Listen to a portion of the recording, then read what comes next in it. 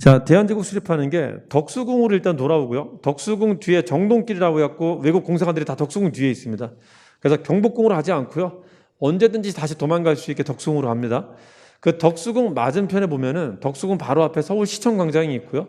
시청광장 넘어가면은 거기 환구단 자리가 남아 있어요. 거기서 황제즉위식을 거행하는 겁니다. 환구단, 황제즉위식 이런 단어 뜨면은 1897년입니다. 외국 하숙 생활은 딱 1년 합니다. 아간 러시아 공사관에서 생활은 1890년 2월부터 97년 2월까지 딱 1년 합니다. 자, 그리고 이제 돌아와서 뭘 할까요? 이 사람이 돌아와서 하는 게 황제 중심의 개혁을 하는 겁니다. 아시겠죠? 이게 네 번째 개혁이에요. 그래서 80년대 개혁, 80년대 개혁은 80년 전반 후반 개혁이 있고요. 그 다음에 가부 개혁이 있었고, 이번엔 뭐? 이제는 황제 중심의 개혁이 있는데, 요거를 이 사람의 연호를 따갖고 광무제예요. 이 사람이 광무 개혁이라고 하는 겁니다. 광무 개혁. 97년 10월에 대한제국을 만들었거든요. 그건 몇 년부터 개혁을 할까요? 이게 10월이니까 거의 마지막이잖아. 그래서 98년도부터 개혁을 할 건데, 이야, 98년도에는 또 뭔가 운때가 안 맞았어요. 98년, 이거 잘 기억해줘야 됩니다. 자, 98년도에 개혁을, 광무개혁을 하려고 했었는데 뭔 일이 있었냐면요. 잠깐만 보세요. 한국을 둘러싼 나라는 청원이 이제 깨갱했고요. 자, 청일전쟁 이후로 얘는 이제 페이퍼 타이거로 판명을 받고 있어요. 그냥 종이호랑이로 판명받고 있습니다. 무시당합니다. 일본이 커지고 있고. 그리고 일본이 커지자 러시아를 불러들이는데 러시아가 얘 대신에 이제 여기서 좀 득세하게 됩니다. 자, 근데 청나라가 이제 종이호랑이, 힘도 없는 놈이라고 판명이 났단 말이에요. 영국하고 프랑스는 이미 일찌감치 여기 땅을 가지고 있어갖고 뭐 큰 걱정 없는데, 예, 후발주자들이 청나라의 자기 이해관계를 어떻게 가질까 가지고 이제 계속 고민하고 있었단 말이에요. 근데 지금은 청나라가 때려도 반응 못할 것 같아, 등신이라. 야, 이걸 가만히 있어야 되나? 나도 빨리 뺏어야 되나 하는데, 명색이 이게 지금 문명시대인데 이게 야만인처럼 무조건 갖고 윽박지로 뺏을 수는 없단 말이에요. 그러니까 서로 눈치만 보고 있는 거야. 그러니까 청나라를 그냥 어떻게든지 먹어야 되는데 서로 누가 나서지 못하고 눈치만 보고 있는 거예요. 근데 이때 이미 그 세계 언론에서 있잖아요. 중국이 여러 각국으로 쪼개질 거라는 중국 분할론이 되게 자주 나왔었어요. 심지어는 만평 같은 데서도 중국을 파이로 이렇게 만들어 갖고 있죠. 열강이 강대국이 모여갖고 이 파이를 이렇게 칼로 쪼개갖고 나눠 먹는 그런 그림 같은 것도 나오고 막 그게 한참 이게 풍미했던 시기였었단 말이에요. 근데 제일 급했던 게 누구냐면은 그 세계 최초로 근대 국가를 만든 게 1등 선진국이 영국하고 프랑스가 있었어요. 이게 근대 국가를 처음 만든 강대국들이었습니다. 그 뒤를 따라갖고 산업 국가로 산업혁명에 성공하고 이제 그 자본주의 국가로 가던 나라가 누가 있었냐면은 미러 독일이라고 있었는데, 아시아 국가 중에서는 유일하게 일본이 침략받는 국가에서 침략하는 국가로 바뀝니다. 유일하게 제국주의 국가로 바뀐 나라가 일본이에요. 요 나라들이 지금 이제 애가 닳고 있는 거야. 나도 중국에 내 땅이 있어야 되는데, 내 거 있어야 되는데 하고 있었다는 거죠. 그 중에 제일 급한 게 누구였었냐면 독일이었었어요. 진짜 아무것도 없었거든. 얘는 너무 늦게 와갖고. 눈치 보고 있다가 에이씨, 에라 모르겠다 하고 그냥 옛날 영국 프랑스 하듯이 그냥 무력으로 침략을 해버린 겁니다. 그래서 독일이 어디를 건드리냐면요, 이 산동반도 지역을 조치해버립니다. 교주만이라고 하는 곳을. 이게 97년이야. 요거를 보고 났던 옆에 있었던 친구가 쟤도 했는데 뭐 애들 별로 반응 없네? 뭐 별로 신경 안 쓰네? 옆에 있었던 친구가 또 똑같은 짓을 하는 겁니다. 요동반도 지역을 무력으로 조치하렵니다. 이게 러시아입니다. 98년에. 이렇게 되니까는 누가 되게 황당할까요? 1895년에 러시아 요동반도 조치하겠다고 했다가 러시아 독일한테 너 임마 그러면 안 돼 임마. 저기 그 철수했었던 애 있었잖아요. 삼국간섭으로 피봤었던 일본이 너무 황당한 거예요. 하지 말라고 했었던 그 두 놈들이 이런 무력 행위를 하니까 너무 황당한 겁니다. 그래서 러시아하고 일본하고의 그 대립 관계가 점점 선명해져 가고 있어요. 이걸 계기로. 자, 근데 이때까지는 그랬었어. 러시아가 생각지 않게 여기를 조차하고 나니까요, 러시아의 꿈이 바뀌었어. 어디로? 여기보다는 좀 더 큰 시장, 만주 경략에 이제 초점을 두게 됩니다. 98년 이후부터는. 자, 이러다 보니까는 러시아가 한반도에 대한 관심이 조금 쭉 빠졌던 게 언제였었다? 98년이었었다고. 그럼 그게 무슨 뜻일까? 98년은 한반도를 두고 세력 균형이 좀 깨진 시기였다는 거지. 아시겠죠? 이게 국제적인 세력 균형이 깨지면은 국내 정치에 어떤 변화가 나타날까요? 개화파들은 신나고 왕은 힘이 좀 떨어지게 되는 겁니다. 아시겠죠? 지금 개화파로 대표되는 단체가 누가 있죠? 독립협회죠. 독립협회 활동이 극성이었던 시기가 이 시기였었다고, 98년. 그래서 98년에는 별 개혁을 못해요. 왕이. 아시겠죠? 그래서 왕은 개혁을 언제 한다고요? 이 독립협회를 잡고 나서 합니다. 그게 언제다? 99년부터야, 사실상. 아시겠죠? 99년부터 추진한 개혁, 이제 광무개혁이 거의 그때부터 주로 합니다. 97년부터 개혁을 광무개혁이라 하는데 실질적으로 99년부터 나타난다고. 이게 언제쯤 끝나게? 세력균형이 완전히 깨지는 사건이 있어요. 그게 뭐게? 러일 전쟁으로 고중의 개혁이 끝납니다. 그래서 광무개혁은 실질적으로는요, 99년부터 1903년까지 있었던 개혁을 우리가 이제 광무개혁이라고 합니다. 실질적으로는. 그냥 광무개혁은 97년부터 1904년까지 있었던 게 맞긴 맞는데 실질적으로는 99년부터 대부분 1903년 사이에 있었다고. 아시겠죠? 자, 요거부터 좀 풀게요. 이 1898년에 세력 균형이 깨졌을 때 독립협회의 활동이 어떤 게 있었는지를 한번 좀 보도록 할게요. 러시아가 한반도 문제에 관심을 좀 많이 못 쓰게 되자 이제 독립협회 활동이 활발해지게 되는데요. 그래서 요거 좀 잘 기억해 두세요. 러시아 세력이 철수했다 그러면 대부분 몇 년이다? 98년입니다. 이때는 자진 철수도 있고요. 우리나라가 세게 반대하면은 이때는 좀 물러섭니다.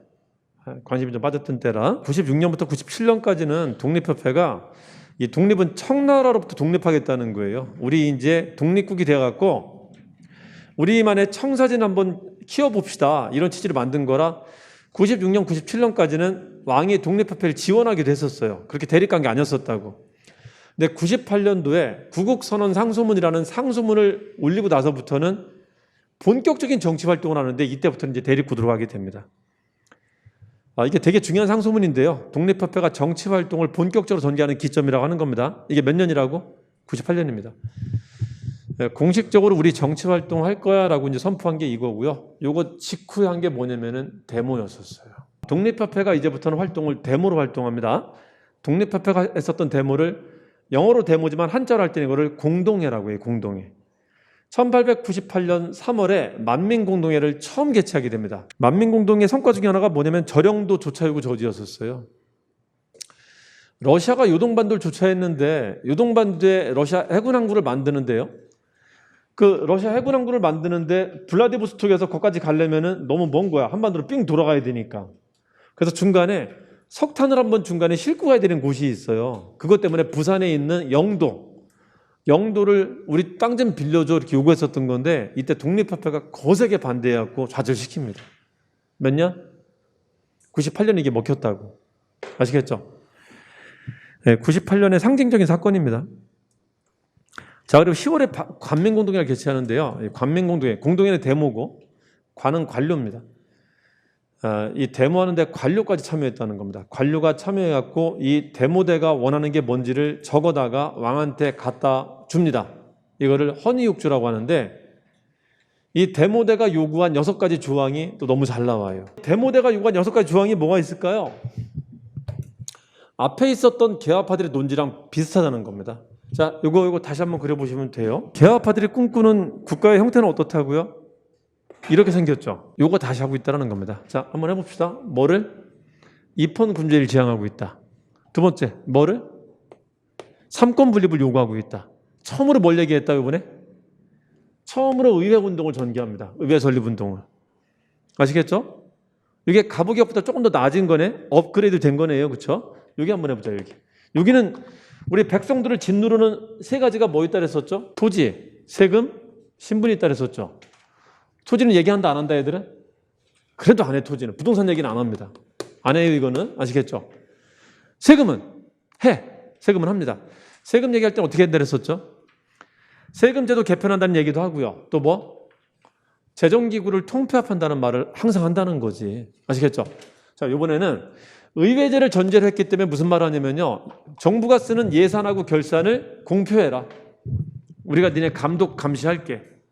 예산 결산 공표하라는 말을 합니다. 예산 결산 공표라는 게 이게 뭔 제도를 전제하고 하는 거죠? 예산 결산 감시하는 게 의회거든. 의회라는 걸 전제하고 했기 때문에 이번에 세금 얘기는 그런 얘기가 나온 겁니다. 자, 여기는 뭐 있죠? 신분이죠. 신분 얘기 하게 안 하게? 안 해요. 왜죠? 신분이 끝났잖아, 가부기업 때. 신분이 법적으로 끝났기 때문에 그 얘기 안 합니다. 그러니까 헌의육조 때 뭐 노비제도 얘기했다, 백정 얘기했다면 틀리는 거예요. 이미 그건 옛날 얘기야. 그럼 신분 얘기 안 하면 무슨 얘기 할까요? 이거 되게 중요한 말이야. 굉장히 중요한 말입니다. 굉장히 중요하고 시험에 잘 나오는 거야. 잘 보세요. 개화파들이 여기서 할 때는요, 지들이 공무원 돼갖고 정책 기반할 때는 얘들 신경도 안 쓰고 했었다면, 얘를 기반하지 않고 정책을 그냥 추진해 나갔다면은, 얘들이 여기서 활동할 때는 얘들을 기반하고 정책을 추진합니다. 여기는 그냥 정책을 만들고 추진하는 게 애들의 이제 특징이었었다면은, 여기 내려오고 난 뒤에는 백성들하고 같이 활동하잖아요. 데모라는 걸로. 그래서 얘들한테 어느 정도는 너희들을 생각하고 있다는 걸 보여줘야 돼. 그래서 이때 내세운 게 뭐냐면요, 처음으로 민권이라는 말을 사용합니다. 민권. 그래서 갑신전면 때나 가부기역 때 민권 그런 말 쓰면 안 돼. 어디 와서 세 번째 칸으로 내려오고 난 뒤에 이제 애들의 운동 방식이 바뀌었다는 걸 보여주는 게 민권이라는 말입니다. 민권 운동은 언제 처음 나타났다고요? 독립협회부터 쓰는 겁니다. 그 전에는 없어요, 그런 말. 아시겠죠? 근데 되게 웃긴다. 민권은 되게 종류가 많잖아요. 민권은 뭐 인권도 있고 남녀평등도 있고 되게 많잖아. 근데 하고 많은 민권 얘기 중에 무슨 얘기를 했게요? 재판권을 얘기했다는 게 특징이에요. 재판권. 공개 재판하라. 자백하거든 그 다음에 형을 집행하라 이런 말 했다는 거지. 왜 재판권을 얘기했을까? 하고 많은 건 중에. 지금 데모로 애들이 하고 있잖아요. 이 데모대를 막 잡아가면 안 되잖아. 데모대를 지켜줘야 되잖아요. 그래서 하고 많은 민권 얘기 중에 그 중에 뭐 먼저 얘기했다? 재판권을 얘기한 겁니다. 그래서 지금 운동 방식이 뭐기 때문에? 데모기 때문에 그래, 데모. 아시겠죠? 자, 이게 뭐라? 헌의육주 얘기입니다. 헌의육주. 자, 근데 결국은 있죠. 결국은 이 독립협회를 왕이 없애버립니다. 어떻게 없애죠? 옛날부터 좀 잘 쓰던 방식이었었는데 그 독재하는 사람들이 쓰는 방식이 있죠. 자기를 비판하는 사람들이 있으면은 이걸 너무 힘으로 누르면은 비난받을 수 있거든, 국제사회에서. 그래서 이렇게 하는 방법이 있어요. 누가 자기를 반대하는 세력이 있으면 있죠. 가짜 단체를 만들어갖고 여기다 얘를 투입시킵니다. 데모하는데. 그러니까 둘을 싸움을 시켜요. 그래서 해산했다 그러면 이게 먹히거든. 그렇게 합니다. 그래서 고종이 나중에 개화파들 있잖아요. 고종을 되게 비열하다고 욕하는 사람들이 많았었어요. 이런 것 때문에. 어용단체를 만듭니다. 어용단체 이름도 딱 표가 나. 황국협회야. 그러니까 황제를 위한 시민단체야. 어용시민단체입니다. 황국협회라는 단체를 만들어갖고 데모장에 걔들을 보내갖고 싸움을 시킵니다. 그리고 둘 다 해산시켜요. 둘 다. 이렇게 해산된 겁니다. 독립협회가. 그러니까 독립협회는 명이 언제 끝난다? 1898년에 끝납니다. 그리고 이제 고종의 개혁은 언제부터 나타난다? 그 다음에부터 나타나게 돼요. 본격적으로. 그 순서 아시겠죠? 1898년 황국협회 통해서 독립협회를 습격했다. 이 황국협회 사람들은 누구를 모아서 한 건지 아세요? 이게 그 보부상 단체들이에요. 보부상들을 모아갖고 어용 시민단체를 만든 겁니다. 그래서 두 시민단체를 싸우게 만든 거예요. 그리고 다 해산시킨 겁니다. 자, 이게 몇 년? 1898년입니다. 자, 요 시기 때 특징이 있다면요. 여러분 그 1898년 위에다가 이것 좀 그려주세요. 요 그림 그려두시고 요것도 좀 그려주세요. 러시아가 왜 참여하지 않았는지. 아시겠죠? 여기 세 개 중에 지금 어디가 되게 활성화된 거죠? 여기가 활성화됐단 말이에요. 민간 영역이 되게 활성화된 시기가 1898년이기 때문에 1898년에는 민간 부분의 변화가 되게 많이 나타났다는 겁니다. 그래서 각종 단체, 각종 신문이 이때 많이 생겼다는 겁니다. 최초의 여성단체도 이때 생기고요. 찬양회라고 하는. 그리고 시전상인들의 단체인 황국중앙총상회라는 단체도 생기고요. 상인들의 단체인 여러 단체들이 생깁니다. 그리고 이때 생긴 신문사는 매독황제라고 해왔고요. 매일신문, 황성신문, 제국신문. 독립신문은 지금까지 존재하고 있고. 그래서 4개의 민간신문이 있어요. 이때. 매독황제. 아시겠죠? 이게 몇 년? 1898년 말한다. 1898년. 뭐가 활성화됐던 시기? 데모가 되게 많았던 시기 말하는 겁니다. 자, 됐습니다. 1898년의 의미가 뭔지 말씀드렸죠? 그때는 뭐라고요? 다소 세력 균형이 다시 깨졌다. 그렇죠? 자, 그리고 1899년은 어쨌든 독립협회를 잡았어. 그래서 잡고 난 뒤에 내부적으로 이제 황제 중심의 개혁이 추진됐던 시기를 말합니다. 자, 요것도 삼각형 하나만 살짝 그려두고 가세요. 이게 시각적으로 만드는 게 이해가 좀 잘 되니까.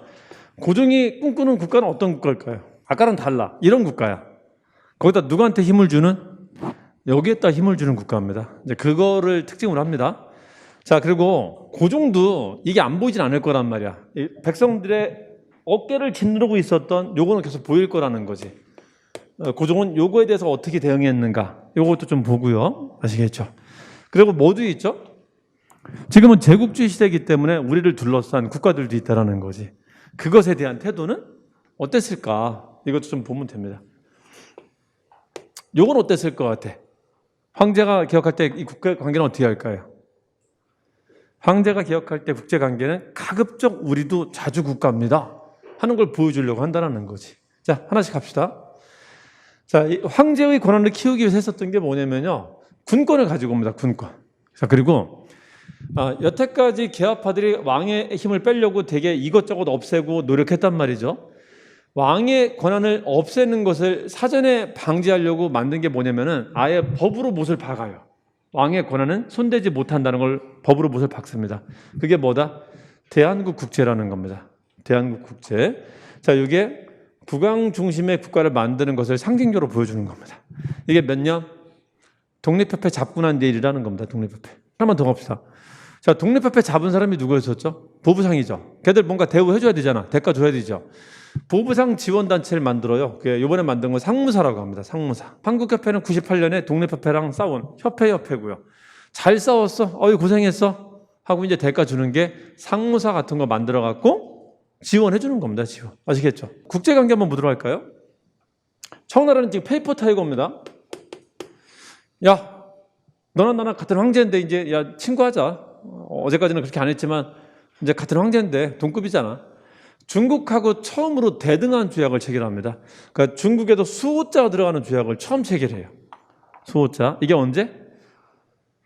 황제가 되고 나서 본격적인 황제 개혁을 처음 추진하던 1899년의 일이라고 얘기해. 아시겠죠? 자, 그리고 요거 합시다. 요거 우리 개혁이라고 할 때는 세 가지가 삼총사를 했었잖아요. 뭐가? 언론과 교육과 산업. 이것도 합니다. 이것도. 특히 고종이 초점을 뒀던 건 뭐게요? 이 세 가지 중에 산업이었었어요. 그래서 본격적인 근대화 산업은 주로 이때 나타납니다. 한번 쭉 모아볼까? 이 사람이 추진했던 산업이 뭐가 있는지. 앞에 있었던 사람들을 다 일단 긁어 모읍니다. 앞에 뭐 있었죠? 회사 만드는 거 있었죠. 그래서 황실 스스로 회사를 만들거나 각종 회사 설립을 지원합니다. 민간 회사 설립도 지원해갖고 이런저런 회사가 많이 생기긴 해요. 그 회사 하나하나 물어보진 않는데 그냥 회사가 많이 생겼다면 됩니다. 앞에 또 뭐 있었지? 아까 전기, 우체국 이런 거 했었잖아요. 야, 놀랍게 있잖아. 이때 만드는 학교들은 이 산업과 관련된 학교들이 많이 나타나요. 그래서 전기학교, 그리고 우체국 학교, 그리고 아간파천기. 고종이 러시아 공사관에 있을 때 거기 하숙비를 낸다고 러시아에다가 이권을 많이 줬는데요. 러시아한테 이권을 주니까는 다른 나라도 최국 대우를 들이밀면서 나도 줘 막 그랬단 말이지. 그래서 아간파천기 때부터 우리나라 이권이 막 침탈되기 시작했었어요. 그때 제일 많이 침탈된 이권 양대 산맥이 뭐냐면 철도하고 광산이었었거든요. 광무 황제는 철도 광산도 자기가 해보겠다고 시도를 합니다. 그래서 산업체 중에는 철도국이라는 것도 만들어갖고 철도 부설 시도도 하고요. 심지어는 전차까지 만들려고 합니다. 전차 전기까지 수술하려고 합니다. 그리고 학교도 있어요. 광무학교라고 해갖고 광산학교도 만들어요. 그러니까 되게 웃긴 거야. 학교를 만드는데 다 산업과 관련된 학교들을 많이 만듭니다. 아시겠죠? 아까 말했던 전기 사업을 하는데 이때는 황제가 직접 전기 사업에 뛰어들어서 합니다. 아까는 누가? 에디슨 회사가 이렇게 해줬다면은 이제 직접 합니다. 그것도. 그래서 만든 게 뭐냐면요. 한성전기회사라는 걸 만들어요. 한성전기회사 만들어갖고 거기서 만든 게 전차입니다. 그래서 전차는 미국하고 한국 황실이 합작해서 만든 거예요. 아시겠죠? 자, 이런 산업들을 주로 폈었다. 산업들을. 이게 이때 일이다. 자, 하나만 더 갈게요. 토지 문제라는데요. 토지. 이제 신문은 끝났죠. 신문 다음에 나온 말이 뭐였었죠? 민권 얘기하고 있었죠. 신문은 끝났으니까 얘기 안 하고. 자, 이거 어떻게 대응했는가 한번 보도록 할게요. 토지는 어떻게 대응했게? 토지는 똑같아. 토지를 나눠준다는 말은 안 합니다. 역시 잘 사는 사람들은 그런가 봐. 별로 관심 없어요, 토지는. 대신에 뭐를 할게요? 토지를 분배한다는 말은 하지 않고요. 대신에 뭐를? 토지 조사라는 거랍니다. 토지 조사하는 목적이 뭘까요? 세금 거두려고. 세금 거둘 수 있는 땅이 얼마인지 조사하는 거니까. 근데 대단한 것은 세금 거두는 목적으로 토지 조사만 했다면 그런가 보다 했을 텐데 여기다 플러스 뭐를 했다고요? 개인들의 소유권을 증명해주는 시스템을 구축하려고 했었다는 거지. 개인이 가지는 토지 소유권이 증명이 되면요, 이 토지에 대한 투자 같은 게 이루어지고, 이게 토지에 대한 투자가 이루어지면 각종 회사 같은 걸 쉽게 만들 수 있단 말이에요. 그래서 기반이 됩니다. 그게 자본주의 국가를 가는 SOC 같은 거 투자할 수 있는 기반이 된단 말이에요. 이 소유관계가 국가가 증명해주는 시스템이 만들어진다면 그걸 했다라는 거야. 이걸 뭐라고 하죠? 토지 조사를 두 글자로 양전이라고 하고요. 이 증명서 발급하는 것을 지계라고 하는데 이거를 광무 양전 지계 사업이라고 합니다. 그래서 이게 일제강점기 때 있었던 뭐랑 되게 비슷하죠? 일제강점기 때 토지 조사 사업하고 비슷한데 일본 사람들이 근대적인 소유권을 만들기 전에 이미 누가 하고 있었다? 광무 황제가 하고 있었다는 겁니다. 광무 황제가. 이게 있잖아요. 이게 그 소위 말하는 뉴라이트라는 사람들 있잖아요. 뉴라이트라는 사람들하고 한국 사학자들하고 첨예하게 지금 대립하는 부분인데 그 뉴라이트라는 사람들은 우리나라 한국 근대화는 일제강점기 때부터 됐다라고 하지 고종이 한 역할이 없다라고 이렇게 하거든요. 되게 부인하거든. 그거 부인하면서 제일 많이 까는 게 이건데요. 이거 깔 때 그 얘기도 합니다. 아니 소유권 증명을 하면 뭐 할 건데 소유권에 관한 민법 규정이 전혀 존재하지 않는데 뭐로 걔들을 지켜줄 건데 그래서 아무 의미가 없다는 거. 행위 자체를 부정해요. 이런 거 했었다는 행위 자체를 어떻게든지 부정하려고 이제 그 얘기를 하는 겁니다. 그 민법은 일본 놈들이 만듭니다. 근데 어떤 것이든 뭔가 하나하나 차근차근 나갈 수 있다는 거잖아요. 하나 하면 그 이어지는 다른 사업을 해나갈 수 있는 거잖아요. 한 번에 다 할 수는 없는 거잖아요. 그 하나하나 나갈 수 있는 단계에서 중요한 단계를 밟았다는 건데 그것도 부정하는 거란 말이에요. 그것도. 민법까지는 못 만듭니다. 소유권을 규정하는 민법까지는 못 만드는데 이런 사업, 굉장히 큰 사업이었었어요. 소유권을 증명하는 사업. 간단히 두 문자도 한번 떠드려 볼게요. 자, 이때 있었던 그 대표적인 게 99년에 있었던 게 방금 말했던 국제하고 원수부. 이게 독립협회 잡고 나서 왕권을 키운 것이고요. 자, 그리고 산업에서는 철도하고 전차가 처음 났다는 겁니다. 그래서 철도하고 전차는 달릴 때 9999 달리잖아요. 9999. 이게 99년이라는 걸 기억하시면 됩니다. 자, 그리고 이게 산업이고요. 학교도 많이 만드는데 이때 학교의 특징은 뭐가 있다고요? 다 실업학교들입니다. 산업학교들. 아시겠죠? 한번 볼래요? 기술학교, 상공학교, 광무학교, 의술도 지금은 의사하면 엄청나게 높은 신분처럼 생각하지만 의술도 그냥 근대 기술이에요. 의학교, 외국학교는 무조건 있는 거고 언제나. 이때 특징은 뭐라고요? 대부분 산업과 관련된 학교들이 나왔다는 게 특징이라는 겁니다. 그래서 고종은 어디에 초점을 많이 두고 있다고 광무개혁은? 산업에 초점을 두고 있다는 겁니다. 산업에. 아시겠죠? 근데 이 사람이 욕먹는 게 하나가 있거든요. 뭐 욕먹게요? 개화파들이 한 것들도 긍정적인 면은 있었다는 거죠. 뭐를? 민주주의로 가는 데는 이 사람들이 많은 역할을 했다는 거지. 삼권 분립도 하고 민권 얘기도 했었으니까. 근데 이 사람은 민권 철저히 부정하고요. 삼권 분립도 철저히 부정합니다. 오로지 권한은 누구한테만 있다? 왕한테만 있다. 전제 왕권, 모든 권한은 왕한테만 있다. 그래서 이 사람은 민주주의, 의회제도 이런 거 다 부정했다는 거야. 입헌군주제, 공화정 아무것도 인정하지 않았다는 거지. 모든 권한은 누구한테 있다? 왕한테 있다. 이게 전통사회를 바꾸는데 도움이 안 됐다는 거야. 이건 이제 고종의 단점이라고. 아시겠죠? 그래서 고종한테는 절대 무슨 말을 못 쓴다? 서구식 정치체제를 들여올려 했었다면 틀립니다. 서구식 기술만 들여오는 거지 정치 시스템을 바꾸는 건 아니에요. 자, 또 하나, 왕의 권한을 나눈다는 식의 말이 있으면 다 틀려. 고종은 그걸 원하는 게 아니에요. 아시겠죠? 뭐다? 철저하게 왕 중심의 개혁을 했다는 게 광무개혁의 특징입니다. 자, 여러분 이거 그릴 수 있겠어요? 전제왕권, 권한을 나눈다. 서구식 정치제를 뜻하는 단어는 쓰면 안 된다라는 거. 두 번째는 국민들을 짓누르는 어깨 3개, 화살표 3개 대해서 어떻게 대응했느냐. 이거 말하면 되고. 그리고 흔히 근대화 정책을 언교산 3가지라고 하는데 이 사람은 어디에 초점을 두고 있었다고요? 산업에 초점을 두고 있었는데 아직까지 이 산업에 대해서는 연구 성과가 많지는 않아요. 구체적인 게. 그래서 그냥 산업활동에 초점을 뒀다 정도로만 기억해도 돼요. 아시겠죠? 그중에 눈에 띄는 몇 개는 좀 기억해 두자고. 뭐? 철도 최초? 전차 최초 이런 것들은 기억 좀 해주자고요. 그런 것들. 이것도 되게 잘 나와. 황실 스스로 공장을 만들거나 민간의 설립을 지원했다. 되게 추상적이란 말이야, 말이. 구체적으로 잘 안 낸단 말이. 됐습니다. 세금. 아까 세금 얘기할 때 여기 어떤 방식도 있었었죠? 세금제도 개편하는 것도 있고 재정기구 통폐합하는 것도 있고 하나 또 뭐도 있죠? 돈 만드는 것도 있었죠. 돈 만드는 거 다시 합니다. 다시. 그래서 화폐주례를 다시 만드는데 이때 화폐주례는 이제 은본위제가 아니라 금본위제를 만들려고 했었어요. 근데 저거는 결국은 실패합니다. 그 중에 기억은 러일 전쟁으로 모든 게 끝납니다. 그래서 못합니다. 시도만 있었던 거지. 자, 그리고 요거 좀 보셔야 돼요. 요거. 자, 황제가 개혁을 추진할 때는 뭐가 있냐면요. 이 국제적인 관계에서 자주권을 높이려고 되게 노력을 한다는 겁니다. 자주권을. 자, 자주권을 높이는 게 주로 영토로 나타나는 경우가 많아요. 영토로. 그래서 우리나라 국경 지역을 상징하는 두 가지 영토를 분명하게 어떻게 했다? 우리 영토로 선언한 사례가 있었다는 거예요. 언제? 광무개혁 때는. 말해볼래? 독도가 우리 땅이라고 말했었던 걸 뭐라고 한다고요? 칙령 42로. 아시겠죠? 간도가 우리 땅이라고 말했던 게 뭐가 있었다고요? 간도에 공무원 파견했다는 거죠. 지방과.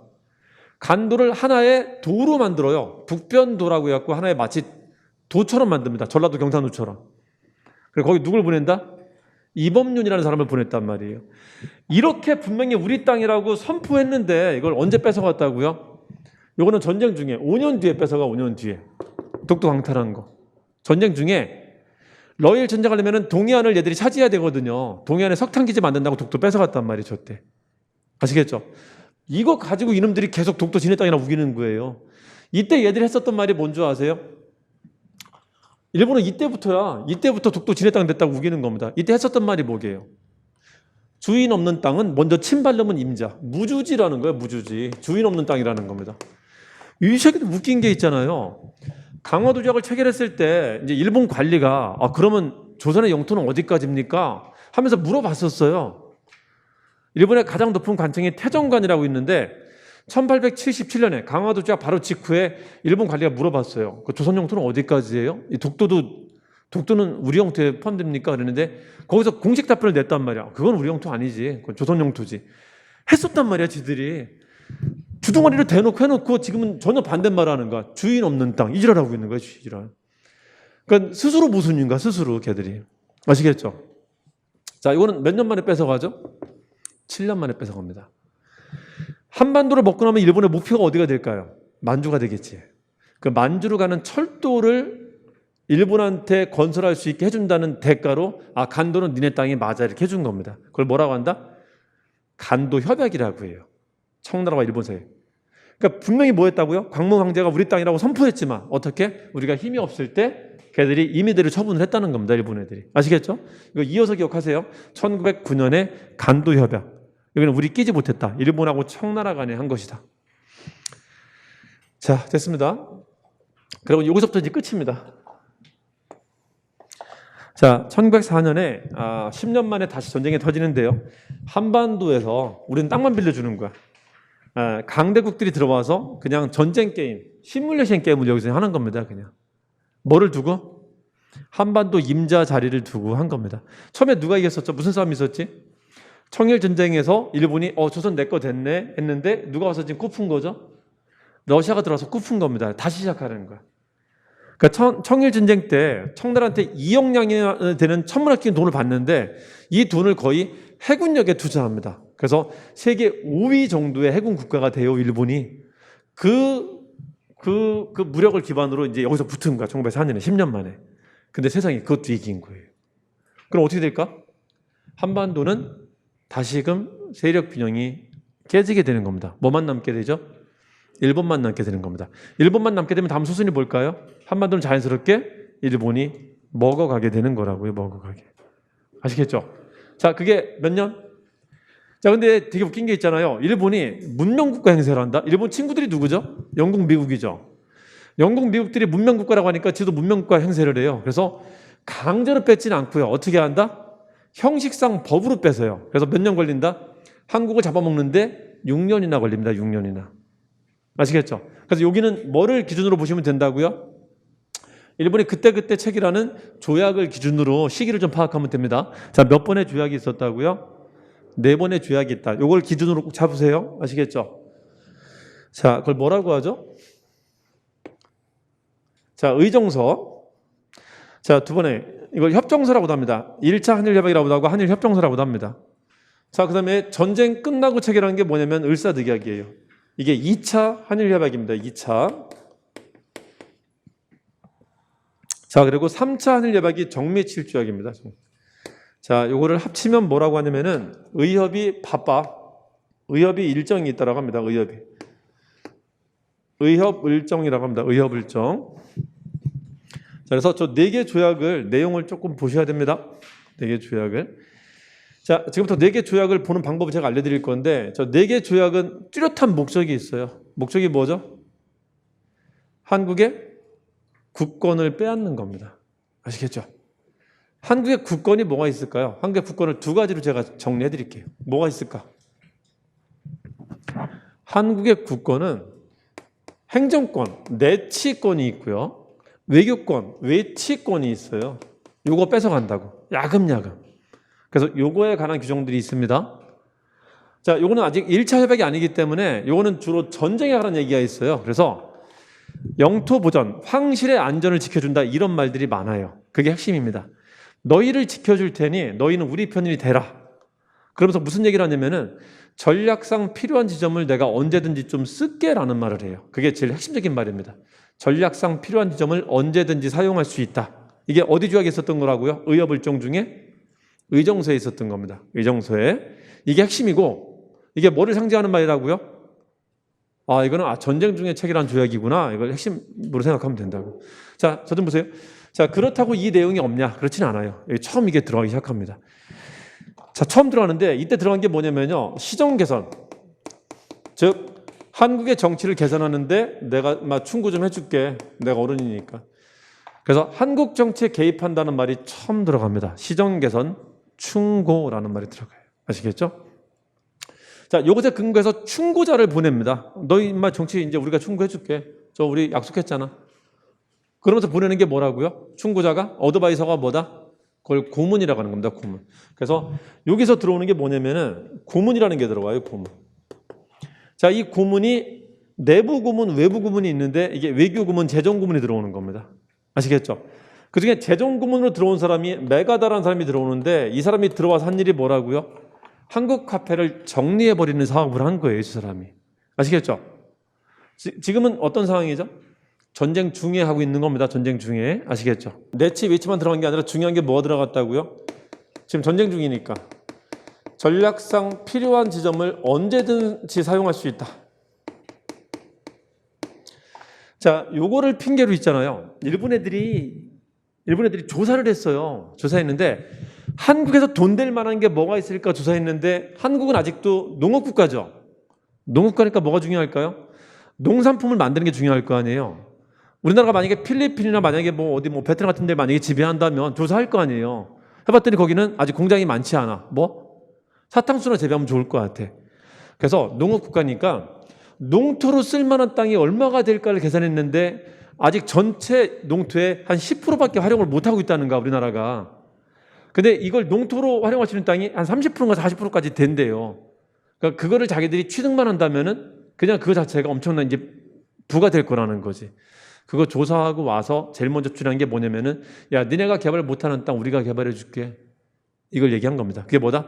황무지 개간 요구였었어요. 아시겠죠? 자, 근데 이것에 대해서 엄청난 반대가 나타난 겁니다. 독립화폐 후예들이 나타났어요. 그게 누구다? 국토를 보호하고 안전하게 지키겠다. 보안이라는 단체가 만들어져서 또 데모를 합니다. 엄청난 데모를 해갖고 무력화시켜요. 이때는 전쟁 중이기 때문에 한국인들이 너무 심한 반대를 하니까는 전쟁 중이기 때문에 얘들이 오케이 받아줍니다. 아, 미안해, 안 할게. 포기합니다. 그래서 보안의 활동은 성공한 활동이었다고요. 아시겠죠? 뭐였다고요? 일본의 황무지 개간 요구를 좌절시켰다. 아시겠죠? 자, 근데 일본 놈들이 야, 이 새끼들 그렇다고 이걸 두면 안 되겠다 싶어갖고 보안회를 해체시켜버립니다. 그리고 한국에 친일파들이 없으면은 이제 한국을 진출하는 게 쉽지 않겠다 해갖고 만드는 게 일진회라는 조직을 만들게 돼요. 그 유명한 일진회라는 것을. 아시겠죠? 자, 부안이라는 단체, 이건 정치단체고요. 그 외에 니들이 개발해 우리가 할게 하면서 한국인들이 만드는 회사가 농광회사입니다. 농광회사. 요 두 단체가 뭐를 했다고요? 황무지 개간 요구 반대 운동했다는 겁니다. 이게 언제? 전쟁 중에 했었던 겁니다. 자, 요거 하고 난 뒤에 그 바로 다음에 들어온 게 이제 1차 한일협약인데요. 일본의 고문들이 들어옵니다. 그래서 두 번째 추진하는 개혁이 뭐라고요? 이번에는 한국 화폐를 없애는 개혁을 합니다. 자, 이게 화폐 정리 사업입니다. 메가다의 화폐 정리 사업. 전쟁 중에 나타납니다. 이것도 전쟁 중에. 메가다 화폐 정리 사업. 1905년도에 있습니다. 실질적으로 전쟁은 5월에 스시마에서는 끝나는데요. 어쨌든 전쟁 중에 한 겁니다. 자, 이때 어떤 화폐가 없어지죠? 한국 화폐가 없어지고 우리나라 이제 어떤 화폐를 사용하게 된다? 일본 화폐가 우리나라 화폐가 되는 시점이에요. 그래서 1894년에 만들어졌었던 백동화가 딱 10년 쓰고 없어지는 겁니다. 아시겠죠? 이제부터는 뭐가? 일본의 제1은행 화폐가 우리나라 화폐로 통용이 되는 거예요. 이걸 뭐라 부른다? 이걸 화폐 정리 사업이라고 합니다. 화폐 정리 사업. 자, 됐고요. 전쟁 중에 이제 뭔 일이 있었나 한번 보도록 할게요. 자, 일본 애들이 하는 것들은 합법적인 근거가 있는 건가 없는 건가? 있긴 있죠. 형식적이나 합법적인 근거를 만들어 두고 하는 겁니다. 여기서 뭐 한다 그랬었죠? 니네 땅 좀 쓸게 인마. 여기 뭐 한다 그랬었죠? 야, 우리나라 고문 좀 니네한테 보내줄게 했잖아요. 지금 고문이 들어와서 한 게 한국 화폐 없앴고 니네 땅 좀 쓸게 하면서 한 게 뭐다? 지금 전쟁 중엔 어쨌든 땅이 필요하니까 이런 폭넓은 황무지 개간은 걔들이 잠시 포기한 거지만은 여전히 땅 뺏어갑니다. 가장 중요한 게 뭐였었다? 러시아랑 전쟁하기 위해서 이때 철도 부설을 했다는 겁니다. 철도. 이때 부설한 철도가 부산부터 의주까지 가는 철도를 만들어요. 그래서 전쟁 중에 경부선과 경의선을 부설하게 됩니다. 이게 언제? 이거는 전쟁 중에 부설한 철도다라는 걸 잘 기억해 두세요. 아시겠죠? 러시아는 만주에 있잖아요. 일본은 부산으로 와야 되고. 그러니까 부산부터 만주까지 가는 철도입니다. 자, 이때 철도를 부설하고요. 완공된 거는 경부선은 5년도에 완공되고 경의선은 전쟁 끝나고 완공이 됩니다. 완공이라고 할 때는요. 이때 운행해요. 부설합니다. 전쟁 목적으로 한 거니까. 자, 그리고 이제 전쟁 끝나요. 자, 전쟁이 끝나면서 체결되는 게 몇 가지 조약들이 있는데 그게 뭐냐면은 요즘은 그 러일 전쟁을 러일 전쟁이라고 안 하고요. 영차 세계대전이라고도 합니다. 그래서 영미 대 러시아 프랑스의 싸움이라고 해요. 그래서 차례차례 일본이 이겼다는 것을 이제 인정을 해줍니다. 일본 네가 이겼으니까 조선은 당연히 네 거야. 조선이 일본께 된다는 것을 여러 국가들이 승인해줘요. 자, 누가 제일 먼저? 미국이 제일 먼저 승인해줍니다. 이게 가츠라테프트 밀약이고요. 두 번째 누구? 영국이 승인해줍니다. 조선 당연히 네 거지. 마지막 누구? 전쟁 당사자인 러시아도 알았어. 포기할게. 너 해. 하면서 그 다음에 뭐 한 거다? 조선아 드디어 너 내 거 됐구나 한 게 의사득약이에요. 그게. 얘 혼자 하는 게 아니에요. 주변 국가들이 먼저 승인의 절차를 거치고 하는 겁니다. 아시겠죠?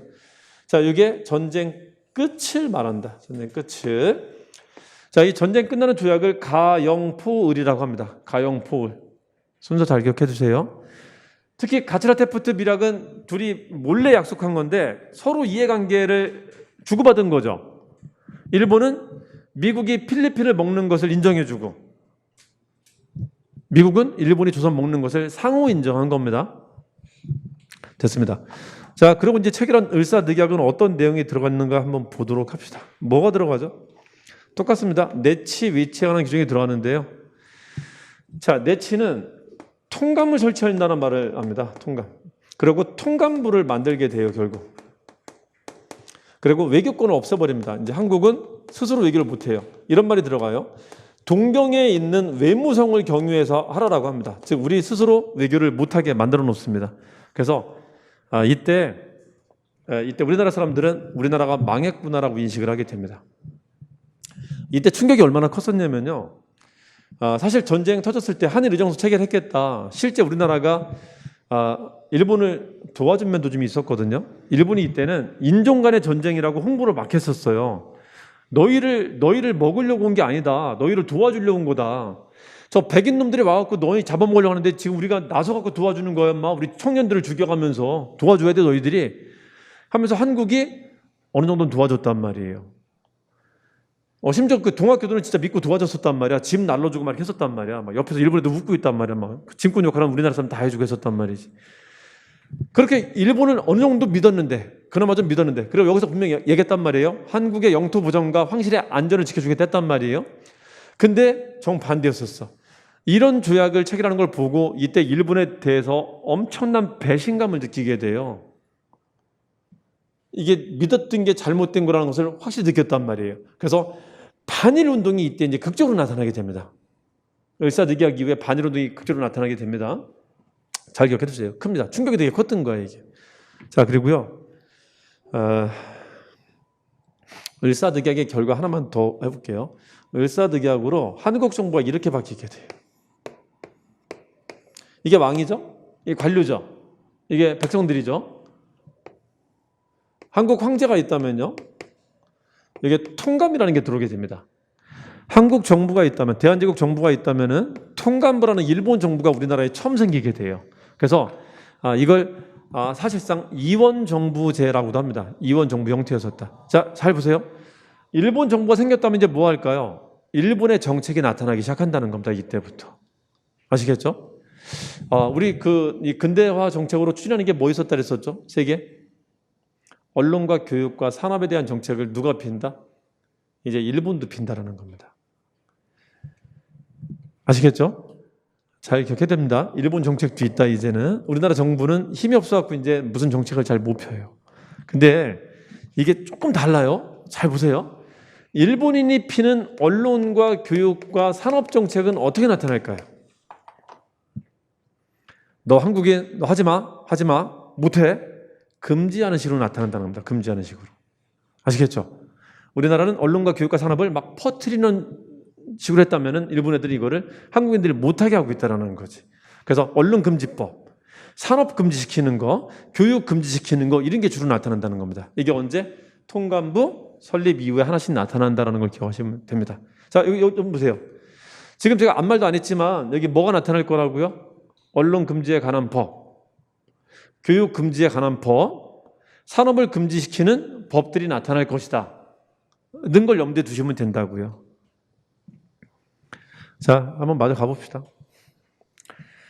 자, 이 을사늑약의 충격이 하도 커갖고요. 하도 커갖고 이거 이후에 이제 일본 애들에 대해서 완전 배신감을 느끼고 사람들이 들고 일어나게 됐는데, 들고 일어나는 방식이 크게 두 가지가 있어요. 앞에 개화파였었던 사람들은 계몽운동으로 들고 일어나고요. 계몽운동으로. 그리고 척사 세력과 농민 세력들은 둘이 합쳐져 갖고 완전 반일 정신이 똘똘 뭉친 사람들이거든요. 그 사람들은 칼 들고 나옵니다. 의병이 돼요, 의병이. 그래서 계몽단체의 저항과 의병의 저항이 있었다는 걸 기억하시면 됩니다. 아시겠죠? 자, 이때 있었던 의병을 을사의병이라고 하는데, 이 을사의병으로 등장했었던 대표적인 세 명을 뭐라고 하냐면요, 을사의병으로 등장했었던 세 명을 최신종이라고 해요. 잘 기억 좀 해두세요. 굉장히 최신화된 사람들입니다. 최신종, 최익현, 신돌석, 민종식, 이 세 명을 잘 기억해 두세요. 그중에 신돌석은 최초의 평민 출신 의병장입니다. 일본의 간담을 서늘하게 한 태백산 호랑이로 불리면서 활동을 되게 많이 합니다. 기존에 있었던 헌정연구회는 이 을사늑약에 반대하다가 결국 해산되고요. 헌정연구회 다음에 새로 생긴 게 대한자강회라는 게 생깁니다. 그래서 계몽단체는 이런 단체가 생깁니다. 계몽단체 유사하게 언론들도 저게 반대운동을 해요. 그래서 언론들이 이 을사늑약에 반대운동한 걸 보자면은 대한매일신보하고 황성신문을 좀 잘 보시면 되는데요. 황성신문에 시일화 방송대국이 실리고요. 시일화 방송대국. 나중에 대한매일신보에는 을사늑약 무효입니다라는 고중의 친서가 실리게 돼요. 아시겠죠? 그래서 신문들도 저항했다. 자, 또 보세요. 일부 사람들 중에는 있죠, 이 분함을 이기지 못해서 자결로서 저항한 사람도 있었어요. 이때 자결하신 분이 민영환이라는 분이 있습니다. 민영환이 자결했다. 이분이 여기서 그 말을 응용합니다. 뭉치면 살고 흩어지면 죽는다, 그 말을 인용을 합니다. 그래서 똘똘 뭉쳐가야 된다, 그런 말을 합니다. 자, 됐고요. 이제 1906년 한번 가봅시다. 이 을사늑약에 근거해서 일본 정부가 생기는데 이걸 통감부라고 합니다. 자, 일본 정부가 생기고 열심히 일합니다. 얘도 열심히. 이때 만든 게 농공은행과 토지가옥직명규칙이라는 건데요. 이게 광무양전지계사업을 무력화시킨 거고요. 광무양전지계사업을 금지시킨 겁니다. 저기 무력화시킨 거고, 보통학교령은 우리나라 학교를 이제 일본이 통제하겠다는 겁니다. 우리나라 학교는 소학교, 중학교가 있었는데 이름을 보통으로 바꿨단 말이에요. 목적이 뭐냐면은 보통이란 단어에는 상급이 없어요. 소나 중은 상급이 있는데 보통 상급이 없어요. 그래서 보통 학교 정도만 배우고 더 이상 배우지 말라는 겁니다. 이게 뭐다? 사실은 한국인들의 교육을 막으려고 하는 거예요. 그러니까 초등 수준의 교육만 시키고 더 이상은 배우지 마 이거 하는 겁니다. 더 이상. 자, 됐고요. 동학의 충격이 제일 컸었어요. 동학교도들은 이걸 믿고 일본인들 도와줬었단 말이죠. 근데 이게 아니었었단 말이야. 동학교도가 깜짝 놀래갖고 있잖아요. 더 이상 정치에 개입해서는 안 되겠다 하면서 동학교도는 정치 활동을 하지 않고 이제는 순수한 종교단체로 바뀌어서 종교활동만 하겠다고 바뀝니다. 의사득약 이후에. 그렇게 동학교도가 만든 종교단체가 뭐냐면 천도교예요. 천도교. 서학은 천주교가 되고요. 동학은 천도교가 됩니다. 그 천도교에서 신문을 만드는데 이 신문 만든 게 만세보입니다. 이게 을사득약 후에 있었다는 걸 기억하시면 됩니다. 그래서 여기 좀 보세요. 여기 좀 보세요. 일본 정부의 활동을 하나 기억하는 게 하나고요. 우리나라 사람들이 저항을 기억하는 게 하나인데 일본 정부의 활동은 언론과 교육과 산업을 어떻게든 막고 있다는 걸 기억하시면 되고요. 그리고 지가 대신한다는 거. 우리나라 사람들의 활동은 계몽단체와 의병단체 저항이 있었다는 걸 기억하시면 됩니다. 계몽단체, 의병단체 말고 추가하자면 언론의 저항이 있고 자결로 죽는 사람들, 개인 활동하는 사람이 있다는 거를 기억하시면 돼요. 그 사람들이 누구 있었는지만 조금 표 하나 만드시면 됩니다. 자, 그럼 봅시다. 자, 일본 애들이 지금 한국 정부 남아있잖아요. 요거까지 없애야 되는데 또 핑계거리가 없나 지금 보고 있는 거예요. 핑계거리가 잘 안 나오네. 한국 정부를 완전히 없애고 잡아먹어야 되는데 핑계거리 안 나오는 거야. 뭐 없나 보고 있는데 딱 좋아. 마침 고종을 갈굴 만한 사건이 하나가 생긴 겁니다. 그게 뭐냐면은 고종한테 외교 활동하지 않겠다고 약속을 받았는데 을사득약했는데 고종이 외교 활동을 한 겁니다. 이걸 핑계로 고종을 강제 퇴위시켜 버립니다. 퇴위시키고 한국의 행정권까지 뺏어오는 조약을 한 번 더 체결하게 돼요. 이게 몇 년? 정민년에 있었던 일입니다. 시작은 이걸로 시작해요. 자, 여기 좀 보세요. 지금은 세계 정상들이 모이는 회의가 되게 많은데요. 그때는 그런 게 없었어요. 근데 제국주의 시대에 이 나라들이 군비 경쟁을 많이 하다 보니까는 자칫하면 이게 큰 전쟁이 터질 수 있단 말이에요. 그래서 그걸 핑계로 군비를 좀 축소하자. 우리 정상들이 모여갖고 좀 의논 좀 한번 해보자. 자칫 잘못하면 큰 사건 나타난다 하는 핑계로 국제회의를 누군가가 주도했었어요. 이거를 러시아가 주도하는데 사실은 러시아가 군비를 제일 키워가던 나라였었거든. 근데 러시아는 2등 선진국이기 때문에 끝발이 없었어요. 그러니까 국제사회에서 주도권을 뭔가 좀 잡아보려고 그냥 그 핑계로 사람들을 모은 거였었어요. 그래서 1899년에 1차 헤이그 만국평화에 개최했었어요. 1차 세계정상회담. 지금으로 말하면 G20을 열었던 겁니다. 지금은 뭐 매년 하지만은 그때는 되게 오랜만에 다시 한 거예요. 이게 2차였었어요. 약 8년 만에 세계 정상들을 다시 모았는데 이때 있잖아요. 한국이 이거 기회다. 세계 정상들을 다 만날 수 있는 시간이 언제 있겠냐. 이때밖에 없다. 우리 억울함을 저기 가서 호소하자 이렇게 했던 겁니다. 이게 뭐다? 헤이그에 특사를 보냈던 사건입니다. 요거 미국이 있잖아요. 알려줬어요. 알고 있었어요. 일본 애들이. 그냥 살짝 뒀다가 이거를 이제 이슈화 시킵니다. 그래서 보냈어. 보내고 난 뒤에 일본 놈들이 이걸 트집 잡아갖고 당신 약속 위반이야. 내려가. 고종을 잘라버립니다. 이게 고종 강제 퇴위 사건입니다. 고종을 강제 퇴위시키고 나서 사실상 황제권과 정부권까지 무력화시킵니다. 그래서 이게 존재는 하지만요. 아무 힘이 없는 존재가 되었고 사실상 얘들이 이걸 다 통합한 상황이 되는 게 이게 정미실 조약됩니다. 이걸 뭐라고 하냐면은 행정권을 박탈했다라고 해요. 어떻게 박탈했게? 정미 7조에 중요한 내용이 있는데 그게 뭐냐면요. 한국 고등관리의 임명은 통감의 동의를 받으라고 하고요. 일본인들을 여기에 등용시킬 수 있다라는 걸 적어놔요. 그래서 껍데기는 존재하지만 여기 누가 차 있다고요? 일본인들이 그득그득하단 말이에요, 여기에도. 그래서 사실상 한국 행정부는 한국 행정부가 아니게 된 겁니다, 이때. 그래서 이거를 행정권 박탈을 다른 말로 인사권 박탈이라고도 합니다. 여기 무슨 말 들어간다고요? 이 사료의 제일 중요한 말이 뭐라고요? 한국 고등관리 임명은 통감이 동의한다는 것과 또 뭐 있다? 일본인을 한국 정부에 채용할 수 있다는 말이 있다는 게 여기 정미 7조의 내용입니다. 이걸 뭐라 부른다? 우리나라 행정부 끝났네 라고 하는 겁니다. 행정권 박탈. 아시겠죠? 요거는 뭐 외교권 없어진 거니까 더 얘기할 필요 없죠. 그렇죠? 이게 핵심입니다. 그래서 여기 어디까지 취업시킬 수 있냐면요. 차관까지는 일본인이 합니다. 차관. 장관만 남기고 다 잘라버린 거야. 장관만 남기고. 그러니까 이때는 있잖아요. 장관들이 5급 사무관들한테 이렇게 인사를 했었어요. 아이고 일본인 안녕하십니까 이렇게 했단 말이에요. 그래서 5급 사무관들이 일본인이고요. 장관은 한국인인데 아무 의미 없었단 말이에요. 아무 의미. 그러니까 행정부로 존재하지만 이미 끝난 조직이었다고. 이때 다 끝난 거야 사실은. 이때. 자, 그리고 얘들이 본격적인 이제 법들을 만드는데 얘들이 만드는 법이 뭐라고요? 언론금지법, 교육금지법, 산업금지법이라니까. 그러면 이제 지가 할게 이런다니까요. 자, 이때 나온 게 신문지법이에요. 이게 뭐게? 사실상 언론금지법이에요. 한국 언론 탄압하는 법입니다. 이 보안법은 뭐게요?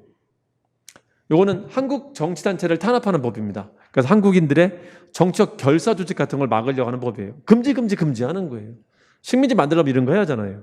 탄압은 지가 하는데 지가 한다고 만드는 게 국책회사를 만들어요. 동양척식 주식회사라는 국책회사를 만들어갖고 이제는 야, 한국의 산업은 이제 우리가 할 거야 하면서 한국의 자원들을 쪽쪽 빨아가는 그런 회사를 만드는 겁니다. 자, 이 사립학교령이라 만드는데요. 사립학교령의 핵심이 뭔지 아세요? 야, 사립학교 만들 때 이제부터 허가받아. 인가받게 합니다. 이게 무슨 뜻이게? 인가 안 해줄게 그런 뜻이에요. 그러니까 사립학교령이 사실상 무슨 뜻이라고요? 학교 금지예요. 학교 금지. 저 사립학교령에 근거해갖고 우리나라 사립학교가 거의 절반으로 줄어들게 돼요. 너 이거 인가 안 받은 거잖아 임마. 야, 빨리 치워. 하지마. 한단 말이에요. 자, 요걸 뭐라고 한다고요? 언교산을 금지시키고 있다는 겁니다. 좀 쉽게 갑시다. 쉽게 뭐라고 하면 된다고요? 언교산을 지금 금지하고 있다는 겁니다. 자, 요걸 제가 두 문자 한번 따볼게요. 이 을사득약 이후에 했었던 걸 뭐라고 하냐면요. 일감이 너무 많아졌어. 일감농토라고 하고요. 일감농토 보통이야. 여기는 정신이 동사합니다. 정신이 동사한다. 정신보동사라고 합니다. 정신보동사. 정신 있는 사람들도 동사하는 시점이야, 이때는. 정신 있는 사람들도. 자, 됐습니다. 자, 이때 한국인들은 뭐 하고 있었냐면요. 마지막 저항을 합니다. 마지막 저항을. 마지막 저항 중에 눈에 띌 만한 게 두 가지가 있는데 그게 뭐냐면은 전국적인 운동이 있습니다. 국제부상운동, 빚갚기 운동, 국제부상운동도 나타나고요. 또 하나가 제가 한국인들의 단체들 중에서 두 단체가 나타나고 서로 싸우고 있단 말이에요. 힘을 합쳐 싸워도 부족할 판에 서로 의견이 안 맞아서 싸우고 있단 말이야. 그게 뭐냐면 계몽단체와 의병단체입니다. 이 계몽단체와 의병단체를 화해시키려고 노력한 단체가 있었다는 거지. 사이가 되게 안 좋았었는데 둘이 합쳐질 수 있는 가능성을 보인 단체가 있었다는 거죠. 그게 뭐다? 신민회라는 겁니다. 그래서 이 단체의 4대 강령이 있는데 그중에 제일 중요한 말이 뭐냐면은 단결을 도모한다 이런 말이 있어요. 나라 망해가는데 우리끼리 싸우면 어쩌냐. 우리 합쳐야 된다 합니다. 자, 이때는 실제 합쳐지진 않고요. 신민회 다음에 우리나라 망하고 나서 광복회라는 게 나오는데 광복회 단계 가면은 실제 계몽단체와 의병단체가 합쳐서 만든 단체예요. 그게 이제 합쳐집니다. 그게 회회, 신민회, 광복회 둘이 비슷해. 신민회, 광복회 둘 다 공화정을 지향하고요. 둘 다 계몽단체와 의병단체 합치려고 했다라는 겁니다. 그리고 이제 의병하고 계몽운동 활동 한번 볼게요. 이때 계몽운동단체는 자강회가 있었는데 자강회가 고종강제 퇴위하고 정미칠조와 반대하다가 해산됩니다. 그리고 이때 의병을 정미의병이라고 하는데 정미의병 때 제일 핵심적인 게 뭐냐면요. 전국연합의병이 생겼다는 겁니다. 이때 의병은 13도 창의군이라고 하는 전국연합의병이 생겼다는 게 이때 의병의 특징이에요. 무슨 뜻이지? 의병의 사이즈가 점점 커지고 있다. 의병의 활동 방식이 점점 세련돼지고 있다. 하나만 더 얘기해 볼래요? 이전에 있었던 의병에 비해서 의병이 좀 진화한 건데 어떤 특징을 보이는 건지 아시나요? 자, 의병이 단순한 게릴라 수준에서 정식 군대 수준으로 발전해 가고 있다는 겁니다. 이게 나중에 뭐가 되는 거죠, 이제는? 독립군대가 되는 거예요. 독립군대. 의병이 아니라. 아시겠죠? 의병들이 군복도 없이 단순하게 싸우던 의병들이 점차 뭐로 진화하고 있다? 군대로 진화하고 있는데 그 중간에 있었던 단체라고. 처음으로 전국연합의병을 만들어 봤었다. 이게 가능했던 이유가 뭐게요? 정미칠조약으로 한국 군대를 해산시켰어요. 행정권만 박탈한 게 아니라 군대도 해산시켰습니다. 자, 이 해산된 군대가 어디로 갔다고요? 해산된 군인들이 이런 계몽단체에 들어가기도 하고요. 신민회 같은. 그리고 어디 갔다? 군인들을 모아봤다라는 거지. 그래서 제대로 군대처럼 만들었다는 겁니다. 군대처럼. 해산 군대가 감염되면서 의병투쟁이 군단투쟁의 성격을 띠기 시작했다는 겁니다. 전쟁 성격을 띠기 시작했다는 겁니다. 자, 그걸 잘 보여준 게 13조 상위군이고요. 그리고 실제 작전 수행한 게 서울을 다시 되찾겠다. 그걸 서울 진공작전이라고 합니다. 서울 진공작전. 이게 무슨 의병? 정미의병 때 있었던 활동입니다. 서울 진공작전. 자, 그리고 1909년이 왔어요. 1909년은 일본 놈들이 한국을 이제 병합시키기 전의 마지막 해입니다. 자, 일본 애들이 한국을 병합시키기 전에 마지막으로 한 일이 뭔가 한번 보도록 합시다. 뭘 할까요, 얘들이? 한국 들어올 때. 한국에 들어와서 통치해야 돼. 통치를 좀 편하게 하려면 어떻게 해야 될까요? 여기서 저항하던 놈들 다 없애야 돼. 저항하던 사람들이 누가 있었죠? 계몽하고 의병이 있었죠. 어떻게 없애면 될까? 여기 있었던 공무원들은 어떻게 할까? 그 장관들, 남아있던 사람들은 다 잘라야 돼. 자르는 사람들을 자르고 말면은 얘들이 얘랑 합쳐지면 골치 아파진단 말이에요. 얘들은 명망가기 때문에 얘들이 사람을 모으면은 많이 모일 거란 말이에요. 그래서 자르긴 자르되 일본한테 저항하게 하면 안 돼요. 그러니까 얘들을 위해서 만든 게 중추원을 만듭니다. 그래서 일은 안 시키는데 중추원에 관작을 주고 월급은 줘요. 그래서 독립운동 하지 말라는 거예요.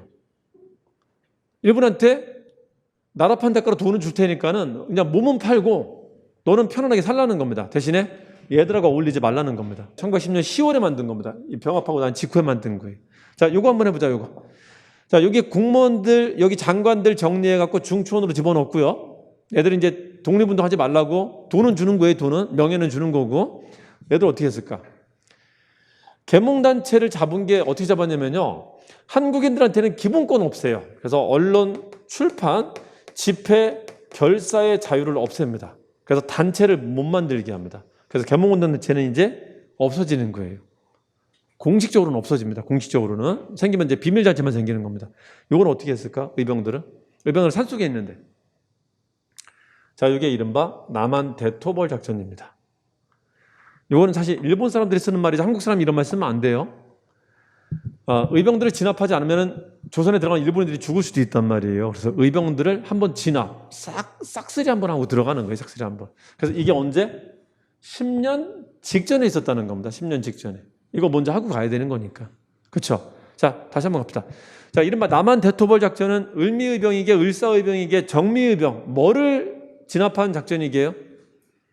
정미의병에 해당하는 겁니다. 마지막으로 이제 항전했던 사람들, 개인 투쟁했던 사람이 안중근하고 이재명인데요. 안중근하고 이재명. 안중근이 이투를 죽인 거고요. 이재명은 이완용을 죽이려 했었는데, 이 새끼 안 뒤져요. 안 뒤지고 끝까지 삽니다. 이때 칼 맞는데 죽진 않습니다. 야, 이게 놀랍게 이게 12.6이고요. 10월 26일. 우리나라 역사적 사건 중에 중요한 게 12.6이 그 현대사에서는 박정희 대통령 돌아가신 게 12.6이거든요. 요거는 12.12예요. 12.12. 이게 전두환이 쿠데타 일으켰었던 게 12.12 쿠데타 사건이라고 하거든요.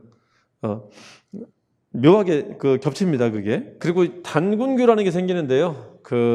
천도교와 더불어 우리나라 양대 민족종교학회라는 게 이때 생깁니다. 대종교라고 해갖고 단군 모시는 종교가 생깁니다. 천대라고 합니다. 천대. 민족종교 2개 생겼다는 걸 기억하시면 됩니다.